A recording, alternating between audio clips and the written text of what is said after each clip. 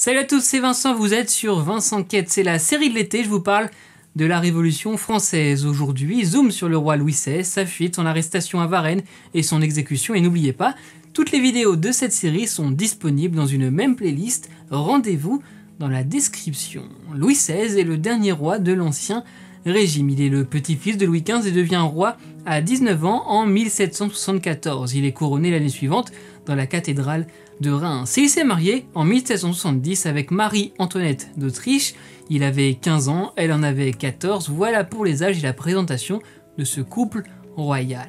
Avec les états généraux convoqués le 5 mai 1789, Louis XVI tente de calmer une contestation latente et grandissante sans y parvenir. Évidemment, il tente de lutter contre l'Assemblée nationale et échoue aussi. Il voit l'insurrection monter et la monarchie absolue s'affaiblir. C'est pour cela qu'il demande de l'aide à l'étranger aux autres monarques européens.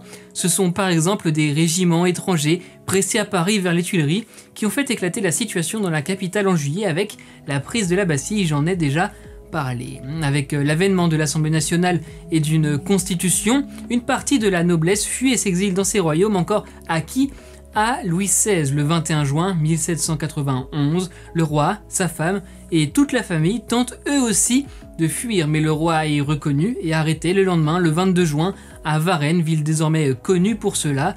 L'homme qui a dénoncé la famille royale s'appelle Jean-Baptiste Drouet, je pose ça comme ça. Varennes, ça se situe dans la Meuse actuelle, région Grand Est. Le plan de l'évasion, plusieurs fois pensé depuis 1789, était de rejoindre des troupes déjà exilées, mais par manque de chance et à cause d'erreurs dans le plan, rien n'a marché comme prévu et la famille royale a donc été ramenée à Paris, escortée pour éviter tout attentat et toute tentative de meurtre. Ils sont donc enfermés et prisonniers, un sentiment que la famille royale partageait depuis 1789, d'où d'ailleurs leur volonté de fuir. Cette tentative de fuir signe presque l'arrêt de mort du roi, dont il n'était pas loin déjà, mais surtout elle ravive la passion révolutionnaire des Français, la passion pour la République, aussi des Français qui se radicalisent après cette fuite avorté. Même si le roi se rallie à la Constitution et lui apporte son soutien, une fois arrêté, le destin est scellé pour la famille royale. Louis XVI est jugé par les députés de la Convention nationale en décembre 1792. On est alors au début de la Première République, il n'y a plus de roi. Louis XVI est jugé sous le nom de Louis Capet. Accusé de trahison et de conspiration contre l'État, il est condamné à mort par une faible majorité, 387 voix sur 721.